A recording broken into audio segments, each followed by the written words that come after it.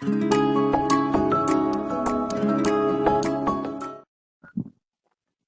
این بخش در رابطه با یکی از بهترین موضوعاتی هست که جیبران توش خیلی معروفه توی دنیا و موضوعش setting goals هست یا goal settings و این به معنای آماده کردن بهترین هدف گذاری که وجود داره آقای جیبران هست و ایشون خیلی هدف و پایگاه‌های هدف صحبت‌های ایشون هست و این رو هم خواهیم داشت.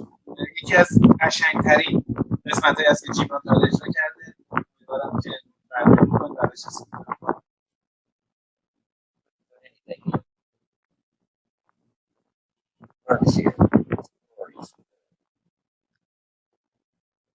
Enough on personal development.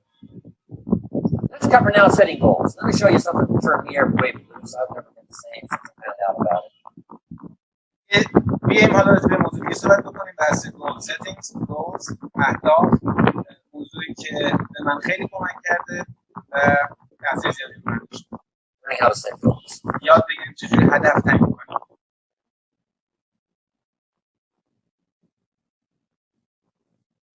Not long after I met Mr. Shelf, we're having breakfast one morning. زمانی که آقای شوف رو من ملاقات کردم امروز با هم صبحونه می‌خوردیم. Shelf said, Mr. Rohn, now that we've contemplated, we know each other fairly well, he said, maybe one of the best ways I can help you. He said, let me see your current list of goals. Let's go over and talk about it. دیگه جیبران من گفت خب حالا که چند وقتی همدیگه رو میشناسیم و یه سری مسائل رو با هم بردیم جلو، حالا اجازه بده به من که در رابطه با لیست اهداف با هم صحبت بکنیم. And I said what? I don't have a list. دیگه به من در جوابش گفتم من اصلا لیست هدف ندارم. He said, well, Mr. Rohn, if you don't have a list of goals, yes, your bank balance within a few $100. آقای جیبران اگه شما لیست هدف نداری من میتونم بسازم که مبلغی که توی حسابات هست بیشتر از چند صد دلار نمیشه. He did. درست And that got my attention. توجه من به خودت جلب. I said, you mean my bank balance would change if I had a list of goals? He said, همش گفتم که خب یعنی میگی من لیست هدف داشته باشم موجود حساب بانکی من تغییر میکنه. اون گفتش که به شکل وحشتناک. that day I became a student setting goals. امروز من دانش آموز تعیین هدف شدم. یعنی شروع کردم به یاد بگیرم چجوری هدف ست کنم. I've used it to dynamically affect my life. I've taught it to some of my business partners. دیگه من از این بحث استفاده کردم تا زندگی به شکل خیلی خیلی یادی تغییرش بدم و حتی به دانش آموزان یاد میدم، حتی به همکارهام یاد میدم. کارهایی که با هم توی دنیا بیزنس انجام میدم به اونها یاد میدم. Setting goals. Not to be a drama. دراما باشه برای زندگی یک اتفاق فوق‌العاده هدف گذاری چجوری هدف کردن رو شروع کنید. Here's what goals are. Your vision of the future. هدف your vision. ویژنتون از آینده. اهداف شما، ویژن شما از آینده است. Your vision of the future. Now there's two ways to face the future. دو تا راه وجود داره برای اینکه با آینده روبرو بشید. One, with apprehension. اولی with apprehension. apprehension یعنی ترس. یعنی چی میشه؟ اتفاق میفته. یه راهشه که با آینده روبرو بشید ببینید چی میشه. حالا کی میدونه؟ اینا همه apprehension. Anticipation.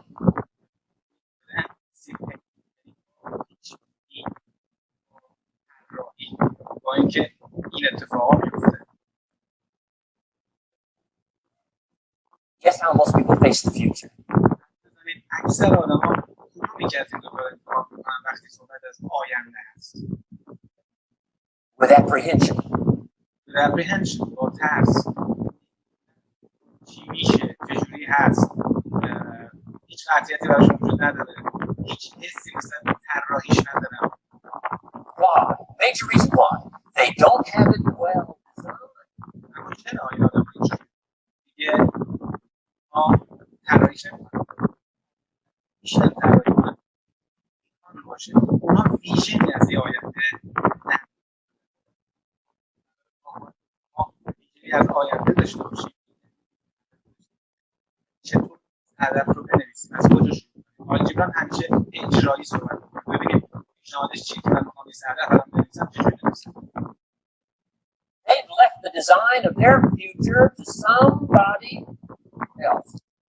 آدما طراحی اهداف آیندهشون، طراحی آیندهشون میگذارن به عهده یه نفر دیگه، میذارن به عهده اون شرکتی که دارن باش کار میکنن، میذارن به عهده اون گروهی که دارن باش کار میکنن، میذارن به عهده مثلا اگه درس میخونن دانشگاهشون، اگه توی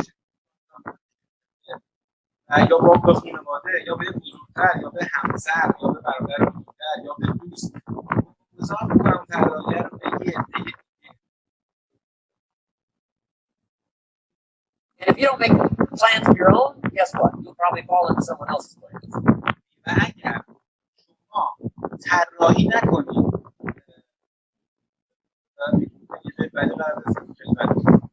صدای من هنوزم بد هست، اگر بد هست دوستان برای من بنویسن.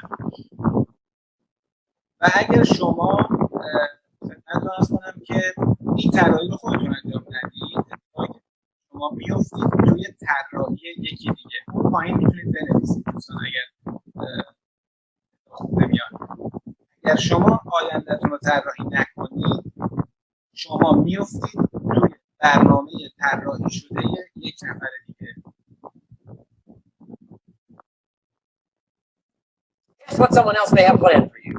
و حدس بزنید که آدمای دیگه‌ای که شما قراره تو برنامه طراحی شدهشون بیافتید، حدس بزنید چه چیزی برای شما طراحی کردن.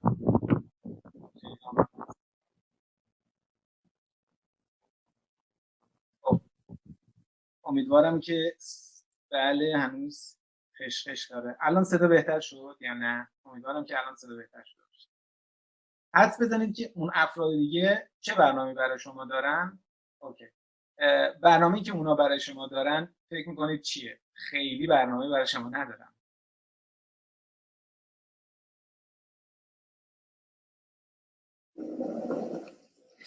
Not much. کلمه not much خیلی مهمه دوستان. بعضی از این کلمات رو بهتون پیشنهاد میدم انگلیسی یاد بگیرید. not much خیلی استفاده خواهد کرد. not یعنی نه، much یعنی خیلی. میگه اونها خیلی براتون برنامه ندارن. You got to make a list of this not much stuff. I'm telling you people. میگه بیاین یه لیستی از این not much ها با هم تهیه بکنیم. اینکه یکی بگه خیلی براتون برنامه ندارن تو چه مواردی هست. Our lives count on this not much list. If all of your negative relatives all turn positive, what will that do for your future? خب میگه اگه یه سری از اقوامتون که آدمای منفی بودن، باهاتون رابطه خوبی نداشتن، اینا بیان یه مقداری مثبت بشن. امیدوارم بحث رو بتونید دنبال کنید چون خیلی قشنگ این بحث رو داره طراحی میکنه. یه سری افرادی که دور و براتون بودن، اقوامتون که همیشه شاید حسادت می‌ورزیدن، اذیتتون می‌کردن، پیشرفتتون رو نمیتونستن ببینن، منفی بودن نسبت به کاراتون، اگه اینا یه مقداری مثبت بشن از همین فردا، فکر می‌کنید این چقدر تأثیر میذاره تو زندگی شما، توی آینده شما؟ Not much. Not much. خیلی تأثیر نمیذاره. میخواد بگه اونها برنامهشون، تغییراتشون، بالا پایینشون، خوب و بد بودنشون کلا رو هم دیگه not much واسه شما. حالا رو چی میخواید حساب بکنید خیلی سوال مهمیه. شما اگر تو برنامه طراحی شده یکی دیگه افتادید، اونها حتی اگه از اینجا به اینجا هم بیان، یعنی از منفی به مثبت بیان یا هر تغییر بکنن، برای شما زیاد تغییر ایجاد نمیکنه. not much رو دنبال بکنیم. If prices come down a little, what will that do for your future? میگه اگه قیمتا کلا یه مقدار بیاد پایین توی جامعه‌ای که دارید زندگی می‌کنید، اگه گرونی هست یا هر چیز، اگه قیمتا یکم بیاد پایین، برای آینده شما چه رولی رو بازی خواهد کرد این not much؟ میخواد بگه یعنی اون بیرونه، اون فضای بیرون، قیمت‌ها هم بالا پایینش، تغییراتش برای آینده شما نقش خاصی بازی نمی‌کنه. داره لیستی از not much ها میگه یعنی تک تک اینا رو نام خواهد برد و میگه که اینا اصلا هر طوری هم بشن برای شما زیاد آینده شما رو به هیچ وجه بالا پایین نمی‌کنه. Not much. If the economy gets a little better, what will that do for your future? میگه اگه اقتصاد یکم وضعیتش بهتر بشه برای آینده تو چه تأثیری داره؟ خیلی تاثیر نداره. Not much. If circumstances get a little better, what do I do? شرایط اگه یکم بهتر بشه، Not much. If the weather gets a little better over the next few years, هوا بهتر بشه، نمیدونم فلان بهتر بشه. that'll do. Not much. Not much. I mean, you could go right down this whole scenario. دیگه شما میتونید ادامه بدید. تمامی اون چیزایی که اون بیرون هست را بنویسید و اگر اینها همشون یکم بهتر بشن زیاد رو آینده شما تاثیر نداره. Most people all their lives with their fingers crossed count on this, not much less. و نکته طلایی میگه اکثر آدما تو کل زندگیشون حساب میکنن رو این not much لیسته. این بهتر بشه، شرایط بهتر بشه، قیمتا بیاد پایین، آب و هوا بهتر بشه. همشون اگه با آدما صحبت کنید و اینو میبینید، شما با آدما صحبت میکنید چه خبر، چیکار میکنید، منتظرم این یکم وضعیت بهتر بشه. زندگی چه خبر، منتظرم یه مقداری شرایط خانوادگی این با اون روابط فلان بهتر بشه. از بیزنس چه خبر، منتظرم دلار یکم ارزون بشه. میگه به این لیست میگه لیست not much ها، لیستی که خیلی تو زندگی شما تاثیر ندارن، تو آینده شما تاثیر ندارن، ولی اکثر آدما رو دارن روی اینا زندگی. That's why 10 years from now they'll be driving what they don't want to drive. میگه و اینجوری میشه که 10 سال دیگه از این موقع اونها سوار ماشینی هستن که واقعا دوستش ندارن. Where they don't want to live. جای زندگی میکنن که زیاد علاقه بهش ندارن. Or what they don't want to wear, doing چیزایی میپوشن که اصلا علاقه به پوشیدنش ندارن. what they don't want to do. کارهایی انجام میدن که اصلا علاقه به انجامش ندارن. Having what they don't want to have. چیزایی دارن که اصلا دوست ندارن داشته باشن. Maybe become what they didn't want to become. شاید حتی کسی شدن که هیچ وقت نمیخواستن بشن. And it all starts by counting on something that's not going to count much. و همه اینا از اونجایی شروع شد که رو چیزی حساب کردید که قرار نیست خیلی مهم بشه. It started all by you counting on something that's not going to count so much.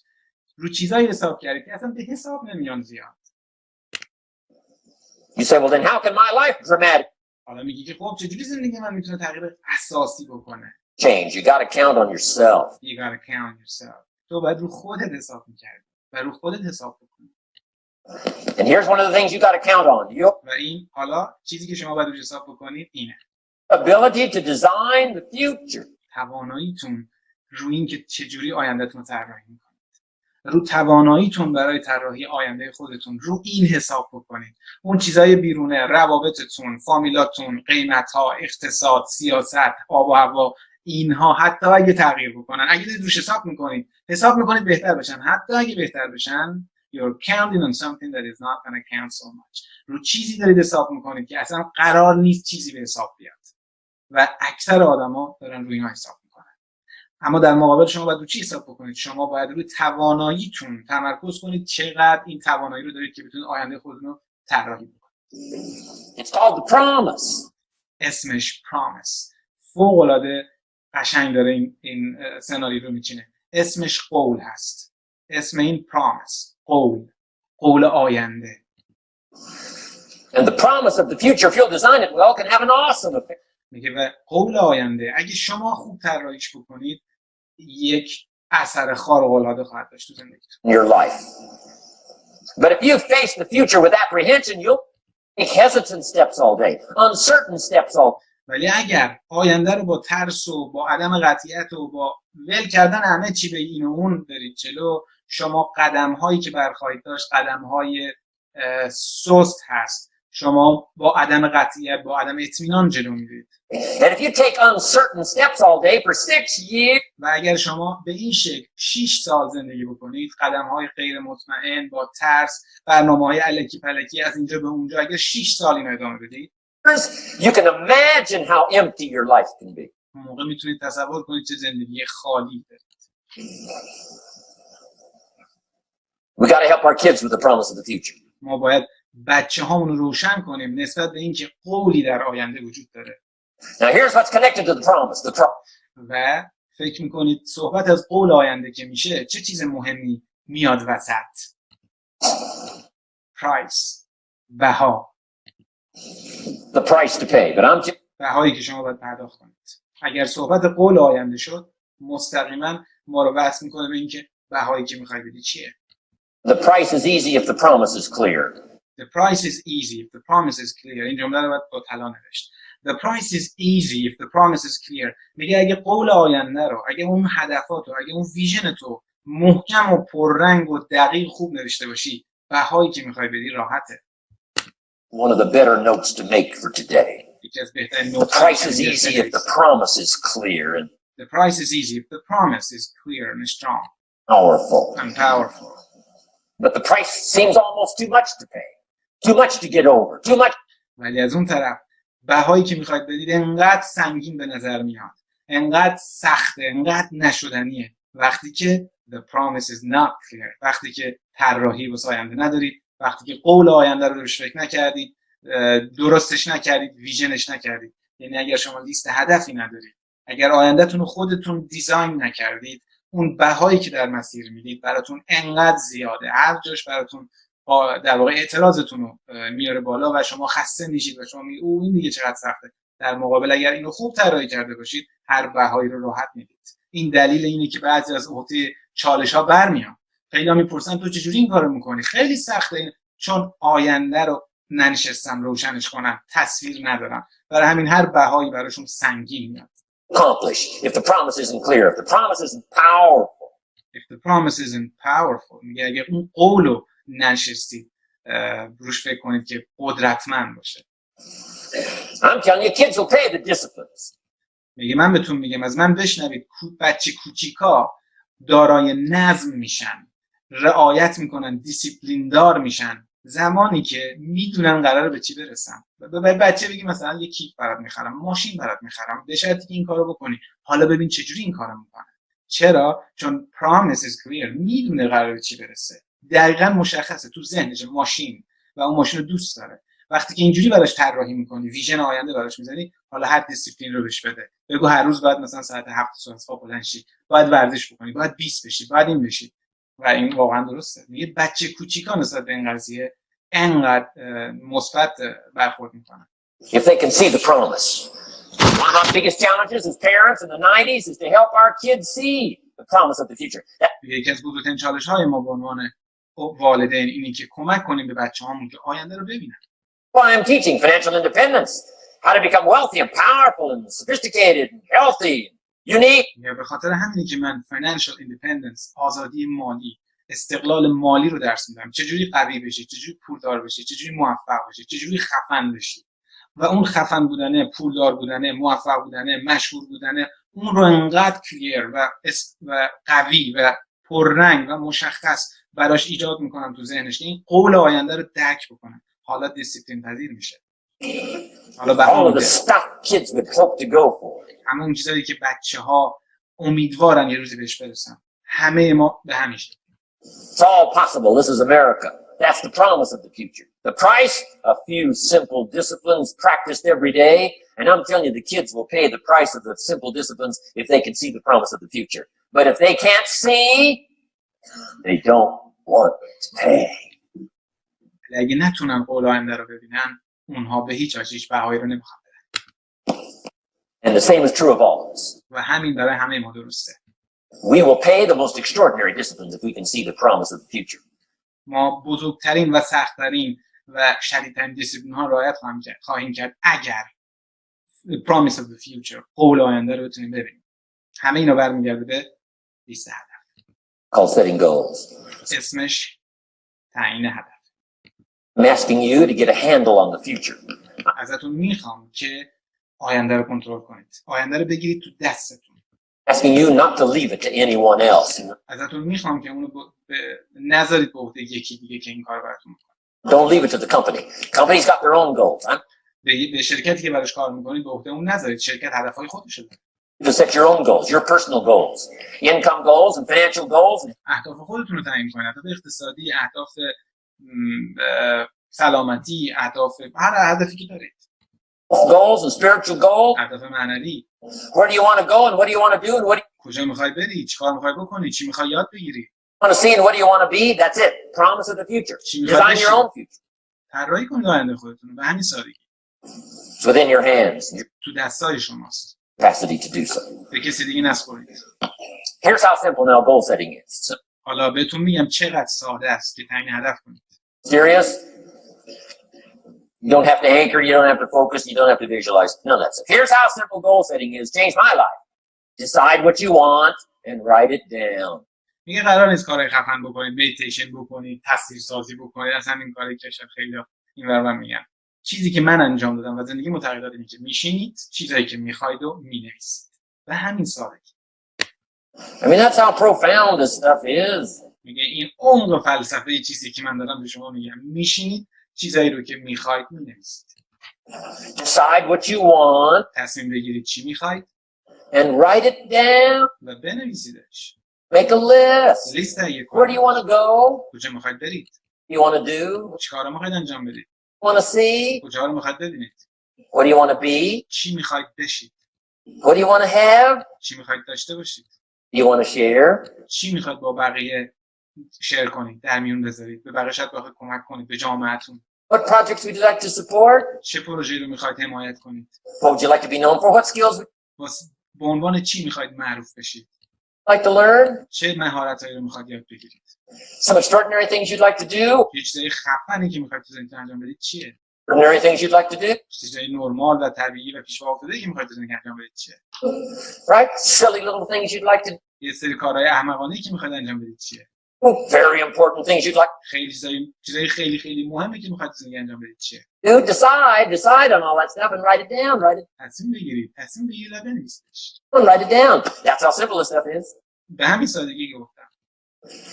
And it's your own private list. If it's really private, on your list, put some stuff in code where nobody can understand it. If this list. یه چیزایی هم توشه که مقداری خیلی شخصیه و نمیخواد کسی بفهمه، با کد بنویسیدش. Fell into unfriendly hands. And simple things, whatever. و هر چیزی که هست، چیزی پیش افتاده، ساده، هر چیزی که هست بنویسیدش. تصمیم بگیرید چیه و بنویسیدش. Foolish things, doesn't matter. چیزای احمقانه حتی بنویسیدش. It's your list. لیست شما. I had a little revenge on my first list. میگه من تو لیست خودم که نوشتم یه دونه انتقام توش بود. می‌خواستم روی یکی رو کم بکنم و این تو لیست هدفم. Budget finance who used to harass me. Budget finance who used to harass me. میگه که بخش حالا تو بانک باجت فایننس این کسایی هست که به شما وام میدن.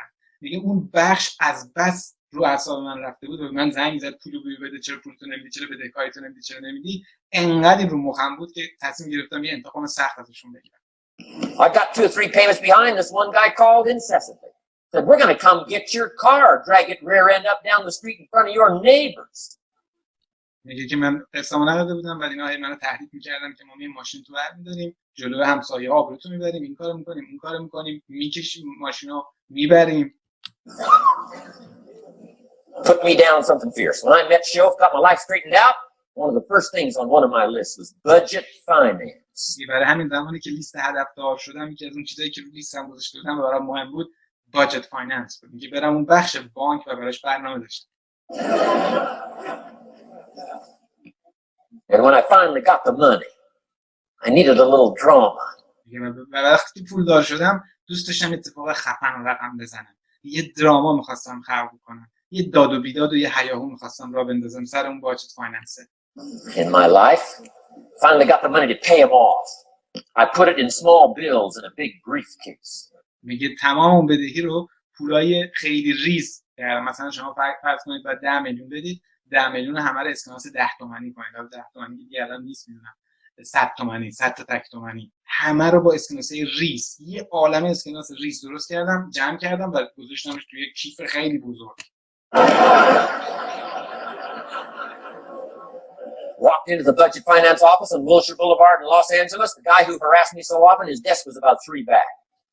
میگه رفتم تو حالا باجت فایننس لس آنجلس و اون آقایی که همیشه منو زنگ میزد تهدیدم میکرد مثلا میزش اونجا بود. رفتم اونجا. The door walked in right up to his desk, stood right in front of him, never said a word.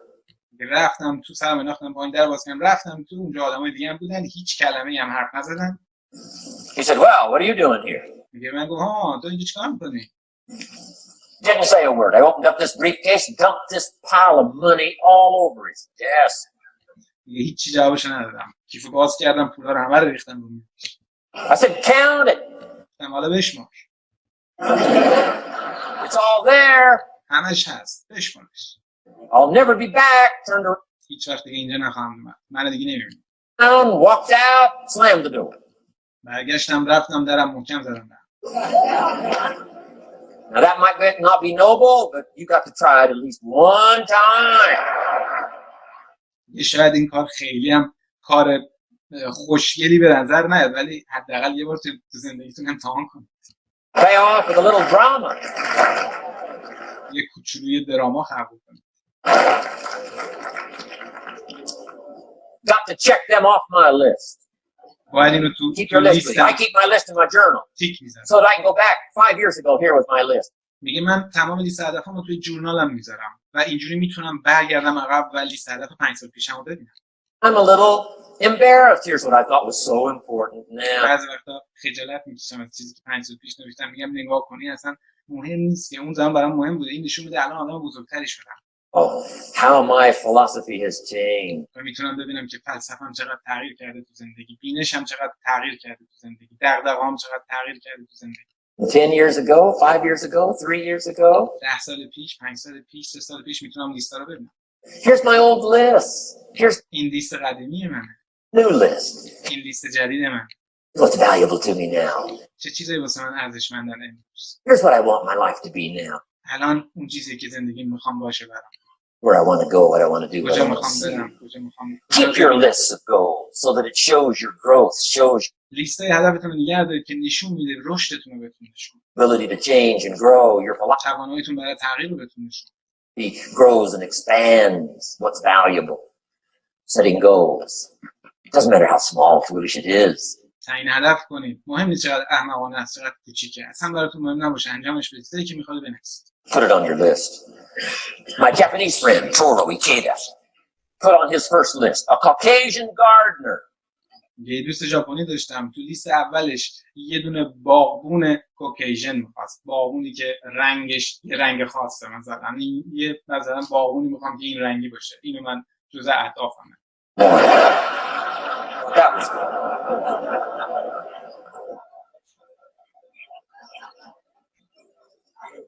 I like that. دوست دارم اینو. Have you got this profound thing now in setting goals? Here's how. میگه فهمیدید این چیز خفنی رو که حالا بهتون یاد دادم. منظورش اینه که کنایه میزنه. میگه به این سادگی بود دنبال چی می‌گردید؟ پروفاند یعنی یک چیز عمیق فلان. میگه که شاید توی بحث هدف که میرسه آدم‌ها دنبال خیلی مسائل خیلی خفن می‌گردن، فلسفه عمیق می‌گردن. میگه حالا دیدین این چیز خفنه چقدر ساده بود. متوجه شدید؟ Found it is. Decide what you want. Write it down. میگه خیلی خفن بود نه؟ تصمیم بگیر چی می‌خوای بنویسیش. همین. Together with your wife, decide. Get together. می‌خوای با خانومت بنویس، می‌خوای با خانواده‌ت بنویس، می‌خوای با همکارت بنویس، می‌خوای با هم تیمت بنویس. Kids, decide. بچه‌هات بنویس. Get together with your business colleagues. Decide. Write it down. Make a list. Okay, that's how easy it is. به همین سادگی. Now let me give you one more scenario on setting goals. Well, حالا بیاید یه سناریو دیگه بهتون بگم. started making my first list. Mr. Shope said, Mr. Rohn, looks like we're going to be together for a while. ولی با شوف به من گفتش که خب جیم را انگار قراره چند وقتی با هم باشیم. Got a suggestion for you. یه پیشنهاد برات دارم. He said, I think one of the first goals you ought to set, you're 25-year-old American male. به من گفتش که یکی از اهدافی که به نظر من باید تو لیست بنویسی به عنوان یک آدم 25 ساله امریکایی. Sure, you've made some mistakes, but now you're on the road to better things. اشتباهات زیادی انجام دادی قبلا ولی الان تو مسیر درست افتادی. You got a family worth it. یه خانواده داری که خیلی ارزشمنده. Reasons makes the difference. دلایل هست که تفاوت‌ها رو ایجاد می‌کنه. خانواده یا آدم میتونه دلیل همه چیش باشه. And he said, you've got every reason to do this. He said, what? تو همه دلیلی اونجا وجود داره که چیزی که میخوام بهت بگم انجام بدی و تو هدفات بذاری رو بذاری.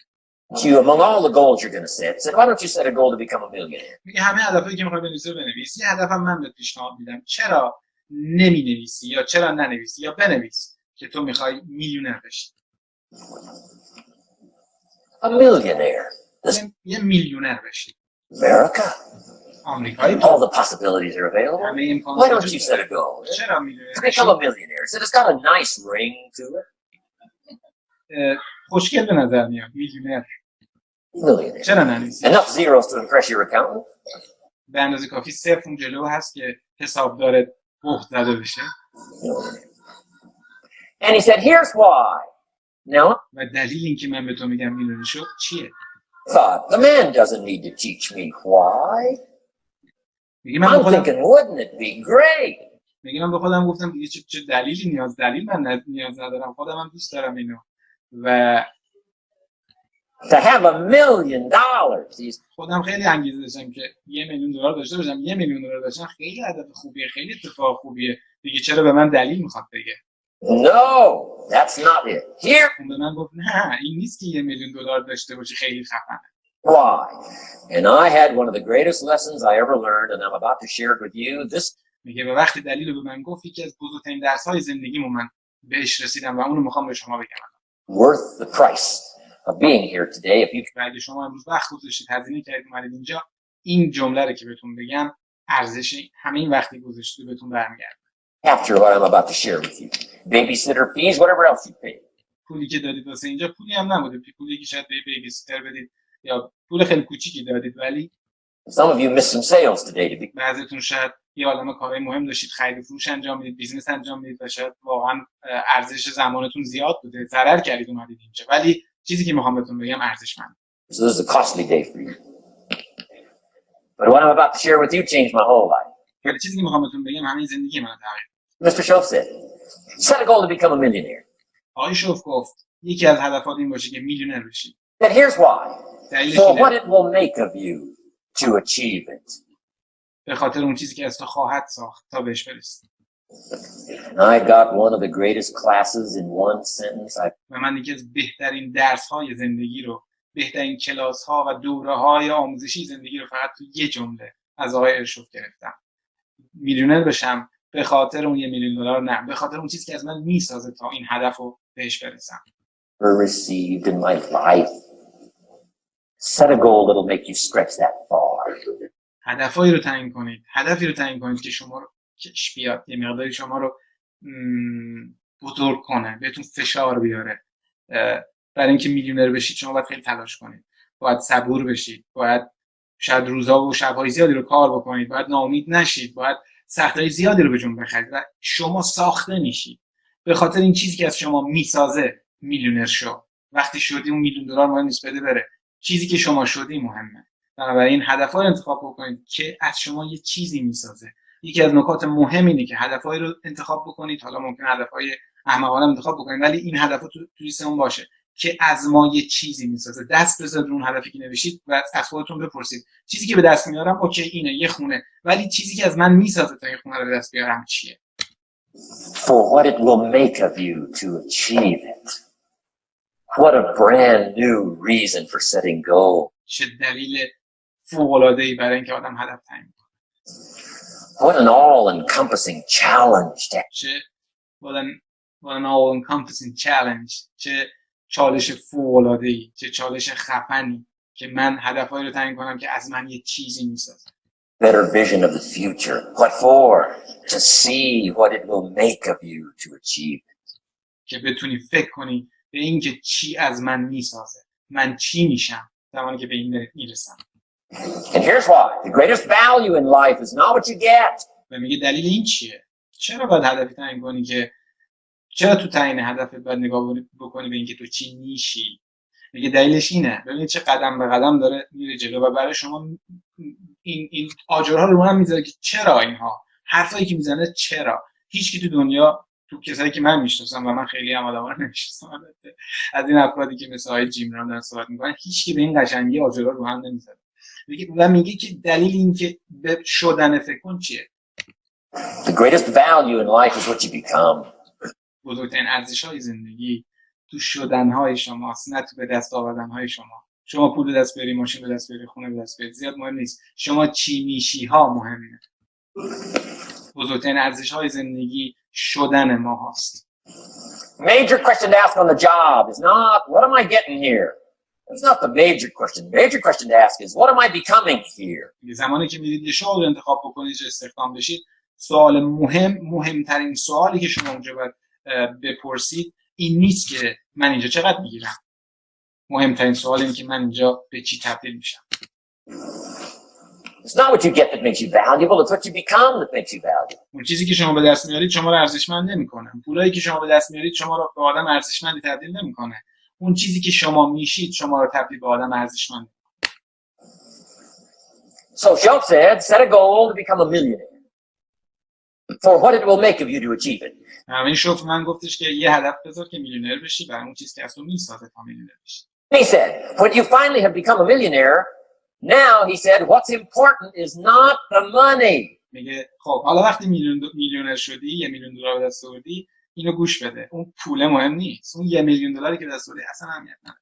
I thought, wow, I've got some more to learn. میگه من گفتم واو، هنوز چیزای دیگه باید یاد بگیرم. چطور میشه اون پول مهم نباشه؟ He said, no, Mr. I'm telling you honestly, you could just give the money away. میگه بهم گفت نه واقعا صادقانه دارم بهت میگم تو میتونی $1 میلیون حالا بدی بره، همه رو ببخش اصلا. Now I did better than that, right? I told. میگه ولی خب من از اون بهتر عمل کردم از اینکه پول بخوام بدم بره. من همه رو از دست دادم. I lost it all. I'm rich by the time I'm 31. I'm a millionaire. I'm broke by the time I'm 33. 31 سالم که بود میلیونر شدم. 33 سالم که شد همه پولام از دست داده بودم. هیچ پولی دیگه نداشتم.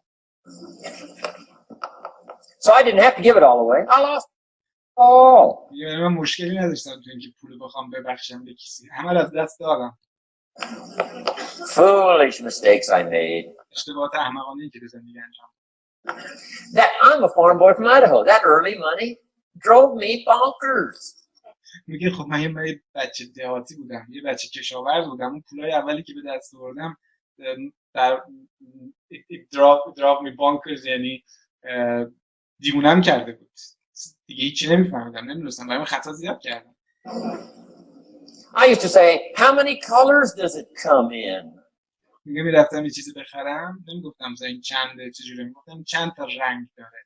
یعنی اگه یه ماشین می‌خواستم مثلا بخرم چند تا رنگ داره همه‌شو می‌خرم، یا یه لباسی می‌خواستم بخرم چیزی فقط می‌پرسیدم چند رنگ داره همه‌شو می‌خوام. Buy them all. همه‌شو I went crazy over that first money. I just went crazy. And then I made that one foolish mistake, right? Continuing guarantee. بعدش هم اون تضمینی که کرده بودم که توی ویدیو قبل توضیح دادیم برای یک نفری رفته بود امضا کرده بود، ضامن شده بود و تو اون ضامن قرارداد خوب نخونده بود که گارانتی که داره میده همیشگی و اونها بعدها هم اگه ورشکست شدن من پولشو میدم و بابت این هم یه $250,000 داده بود. And I'm so naive off the farm. I don't know what continuing means. And a few other mistakes. And by the time I'm 33, I'm broke. حالا سه اشتباه دیگه من انجام دادم. 33 سالم که بود بدبختی بیچاره شدم، هیچ پول نداشتم. I've made and lost millions since then. ولی خب از بعد از اون میلیون‌ها دلار دیگه در اومد. But what an experience that was. And I'm telling you, the man was right. When I finally was broke at age 33, guess what I discovered? میگه و اون درست میگفت. وقتی 33 سالم شده بود هیچی نداشتم، فکر کنید من به چی رسیدم. The money did not mean that much. It represented only a fraction of all my assets. که اون پوله همه اون چیزی که اونجا وجود داشت و دارایی من بود نبود. اون پوله بخش خیلی کوچیکی از دارایی من بود. دارایی اصلی من آدمی بود که شده بود. برای همین تونستم میلیون‌ها دلار برش دوباره دست بیارم. Shoaff said, once you become a millionaire, Mr. Rohn, you can give all the money away. شوف من گفت که وقتی میلیونر شدی میتونی همه پوله رو بدی بره. مهم نیست. چرا؟ چون میتونی رو به دستش بیاری. چون آدمی که شدی خیلی الان اون دارایی اصلیته. Because he says what's important is not the money. What's important is the person you've become. به من گفتش که چیزی که مهمه پول نیست. چیزی که مهمه اون فردی هست، اون شخصی هست، اون آدمی هست که تو شدی. Let me give you the key phrase on setting goals. Set حالا اجازه بدید بهتون یه سری نکات کلیدی the بگم. goals that will make something of you to achieve them. هدفهایی رو بذارید که زمانی که میخواید به دستشون بیارید تو این پروسه شما رو تبدیل به یه چیزی میکنه. شما یه چیزی میشید. Set the kind of goals that will make something of you to achieve them.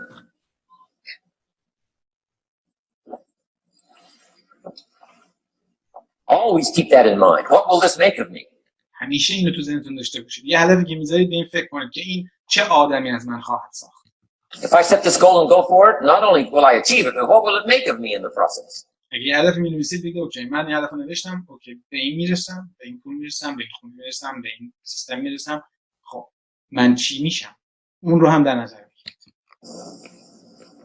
What a whole new concept on setting goals. چه مفهوم جدیدی رو دارم بهتون میگم روی بحث تعیین هدف. Now there's two parts of this, and then we're wrapping up goals. دو تا بخش داره این قضیه و بعد تموم میشه. Here's the first part now in this goal setting for what you become. Number one, don't set your goals too low. اولین نکته، یک، هدفاتون رو خیلی پایین ننویسید. هدف خیلی خیلی کوچیک ننویسید. تارگتاتون و استاندارداتون رو یه مقداری بالا بنویسید. too low یعنی خیلی دیگه پیش پا افتاده و اینا ننویسید.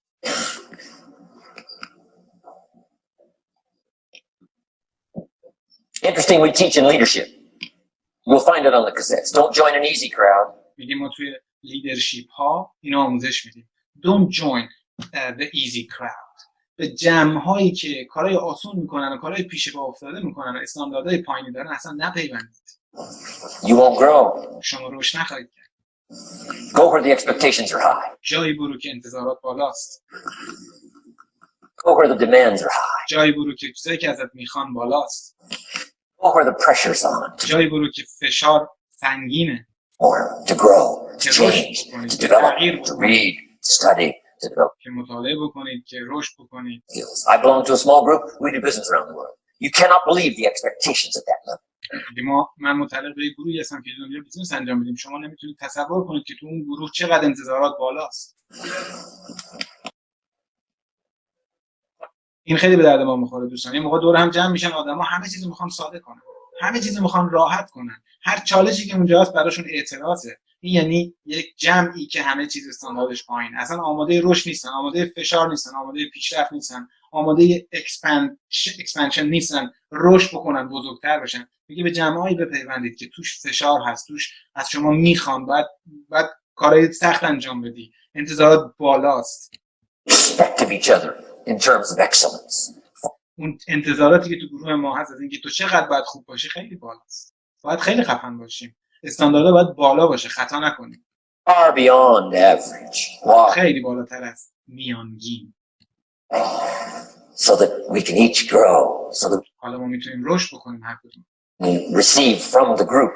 ما از گروهمون میتونیم دریافت داشته باشیم. And contribute to the group.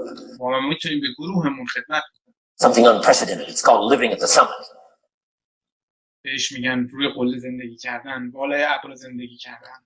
Go where the demands are high. Go where the expectations are جایی برید که انتظارات بالاست. strong, so that it'll provoke you, push you.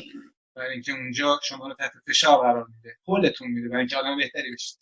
Urgently insist that you not remain the same for the next couple of years, the next 5 years. و جوری باتون برخورد میکنه که تو 5 سال آینده همین آدمی که هستید نباشید، تغییر بکنید. That you'll grow and change. So don't set your goals too low. همین هدفهای کوچیک انتخاب نکنید. The guy says, well, I don't need much. Well, then you don't need to become much. عجب جون. میگه با طرف صحبت میکنیم که نه من راضیم، چیزی زیادی نیاز ندارم، همین اوکیه. میگه well, then you don't become much. بنابراین تو آدم چیزی هم نمیشی. وقتی که داشتن رو به شدن وصل بکنید، حالا کسی میگه من نمیخوام، نمیخواد چیزی هم بشه. خیلی فلسفه قشنگه. اگه نمیخوای چیزی you don't become much. If you don't want much, you don't become much. اگه چیزی نمیخوای، چیزی هم نمیشی. اینو چی میگی؟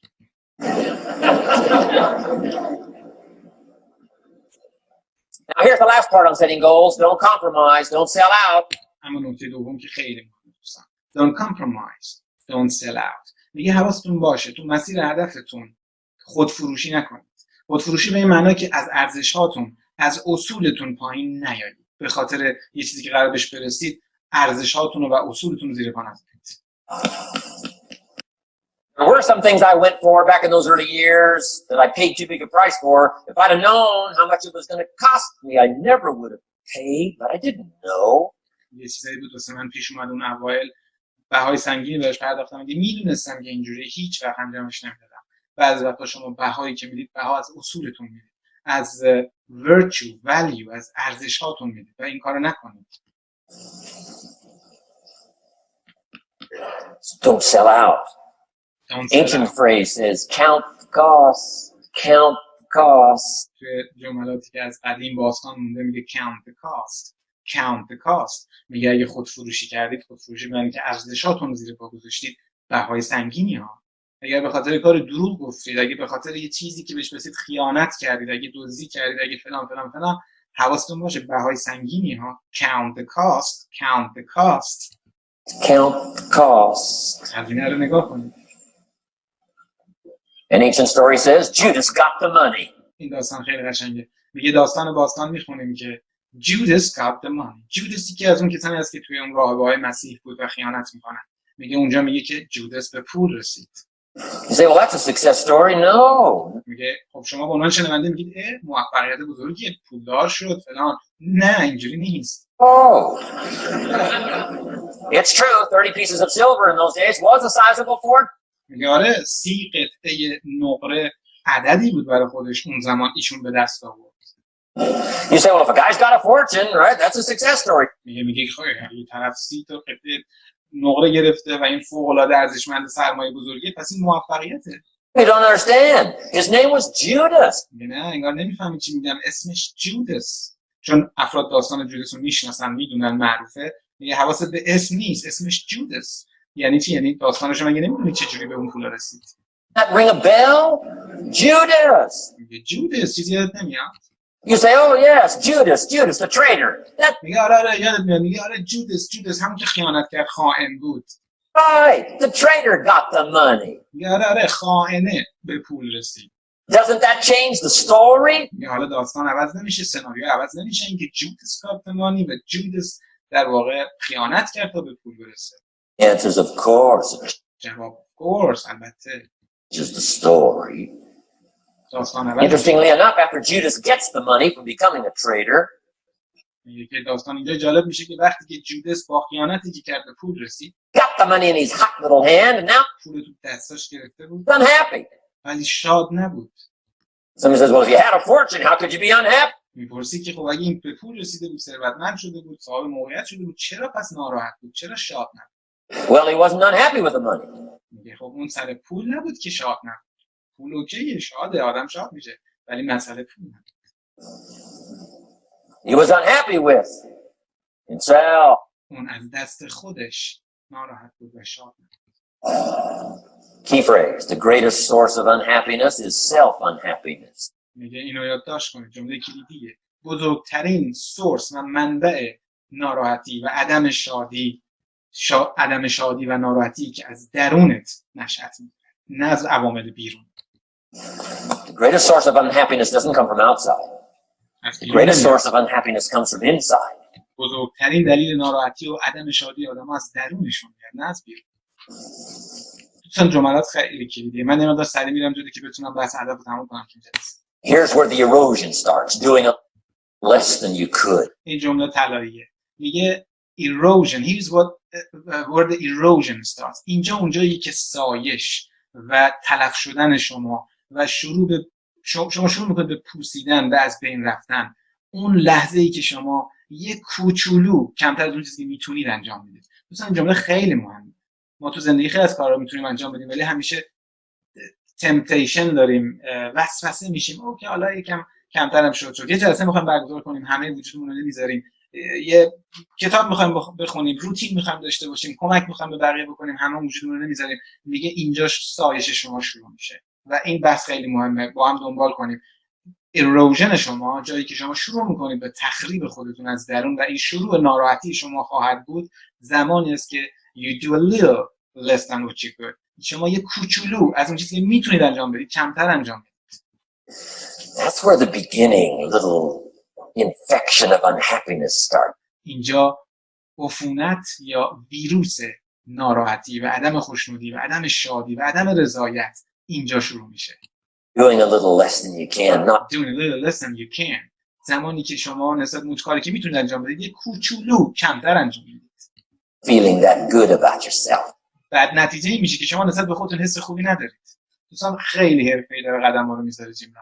و اینجا شروع میشه که شما نسبت به خودتون حس خوبی ندارید، انگیزه ندارید، انرژی ندارید، میدونید لو هستید، هیجان ندارید. چرا؟ چون نسبت به کارهایی که انجام میدید یه کوچولو کمتر انجام میدید. سورس عدم خوشنودی و عدم رضایت از خودتون شروع میشه و ادامه پیدا میکنه. So don't let that happen. اجازه ندید اتفاق بیفته. Judas is unhappy. He says, what do I do? He says, oh, just take the money back. خب جودس ناراحته، چیکار کنه؟ پول برگردونه. ببینید. Walked in where he got the money and said, here, take this money. I'm unhappy. رفت پولو پس داد. گفت من اصلا خوشحال نیستم، حالم خوب نیست، پولو بهتون برمیگردونم. Heck with you, Judas. We got what we wanted. You got what you wanted. Out. They threw him out. اونا هم بهش گفتن ببخشید اینجوری ترجمه میکنم ترجمه که خودش میکنه بهش گفتن دور بابات کار انجام دادیم پولتو ببر ما به چیزی که می‌خواستیم رسیدیم یا علی With his money. Jesus says, well, what do I do now? He says, oh, clever. Should have thought of this first. I'll just throw the money away. میگه حالا جودس گفت حالا چیکار بکنم بعد قبلا به این فکر می‌کردم کاری که می‌خوام بکنم خیانتی که می‌خوام بکنم به پول برسم خب الان کاری نمی‌تونم بکنم پولو می‌ریزم دور پولو از شرش راحت میشم He proceeded to throw his fortune away. Why would he و اون پولو از بین برد چرا اون آدم اون پولو از بین برد throw his fortune away? He was so unhappy with himself. اون خیلی از دست خودش ناراحت And that's not even the end of the scenario. و حتی این آخر داستان نیست. Threw his fortune away. He couldn't change what he became. جمله مهمی دوستان. میگه وقتی که اون پولها رو همه رو از بین برد و ریخت دور هنوز نمیتونست چیزی رو که شده بود تغییر بده.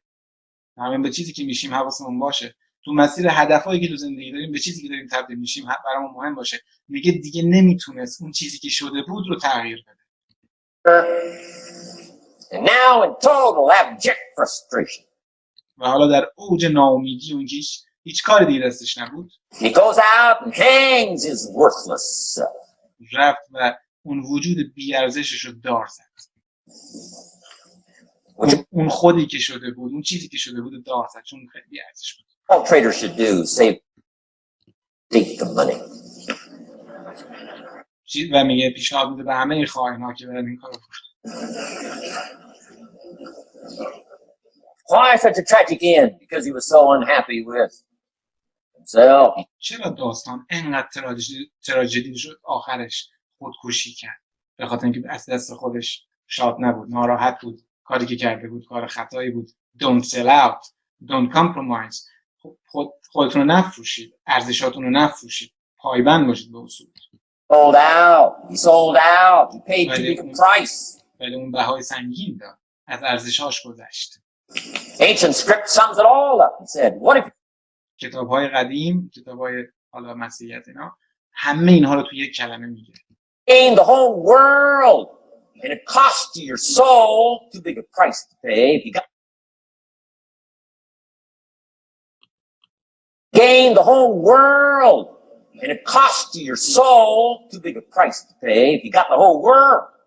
میگه تو کتاب‌های قدیم داریم تو باستان میگه اگه همه دنیا رو به دست بخوای بیاری ولی بهاش این باشه که از روحت بگذری این بهای خیلی سنگینه نکن این کار. Don't sell out. Don't sell out. Don't compromise your values. Don't compromise your virtues. از ارزشاتون نگذری. Don't compromise your philosophy. از فلسفتون نگذری. Key. Here's the key word, beware. If Judas could speak back, he'd probably say beware. میگه دو تا کلمه میخواد بگه که دو تا کلمه خیلی بزرگه. Beware. B-E-W-A-R-E. برحذر باشید. مراقب باشید. اگر جودس میتونست برگرده به ما میگفتش که beware. حواستون باشه چه بهایی دارید میدید. برای رسیدن به هدفتون تن به چی میدید براتون مهم باشه. Beware. این یک کلمه کلیدی. Two good words from ancient script. One, behold, the positive word. اولین کلمه behold. behold کلمه مثبت، beware کلمه منفیه. beware به معنی که برحذر باشید، حواستون باشه کار خطا نکنید، don't sell out. و behold یعنی بازم حواستون باشه ولی مراقبش باشید. Behold the possibilities, behold the possibilities یعنی قدر موقعیتتون رو بدونید، نذارید از دستتون بره. opportunity. Behold the drama, behold the drama متفاوت خفنی که زندگی میاد با عشق برید جلو، درکشون کنید. the awesomeness, behold the awesomeness یعنی ارتباط خفن رو قدرش رو بدونید. امروز اگه توی جنس کار میکنیم یه تیم خوب داریم، یه تیم خوب دارید، ورودی خوب دارید، اکزیکیتیو شدید با دو تا بهترینتون، اینو بیهولد کنید، قدرش رو بدونید، رو سرمایه‌گذاری کنید، وقت بذارید و بیور کنید. حواستون باشه از اصولتون نگذرید. behold the majesty, behold. What a good word. But here's the other word. Beware. یعنی در حذر باشید، حواستون باشه. Don't sell out. Mark well what you become in pursuit of what you want. But I'm inspiring you, hopefully, to set the kind of goals that will transform your life. من ازتون میخوام و دارم شما رو بهتون انگیزه رو میدم که اهدافی برای خودتون تعیین کنید که از شما یه چیزی میسازه تو زندگی، شما رو تبدیل میکنه به یک آدم دیگه. Make you far better than you are, far stronger than you are. شما رو تبدیل میکنه به آدمی خیلی بهتر از اون چیزی که هستید. شما رو تبدیل میکنه به آدمی که خیلی قوی‌تر از اون چیزی که هستید. Okay. Isn't this good advice? میگه چیزای خوبی بهتون نگفتم؟ This is such good stuff. I should have paid to get in, right? میگه الان به خودتون میگید این چیزا انقدر خوبی که باید پولشو میدادم که بیام وارد شم تو این جلسه. Fabulous.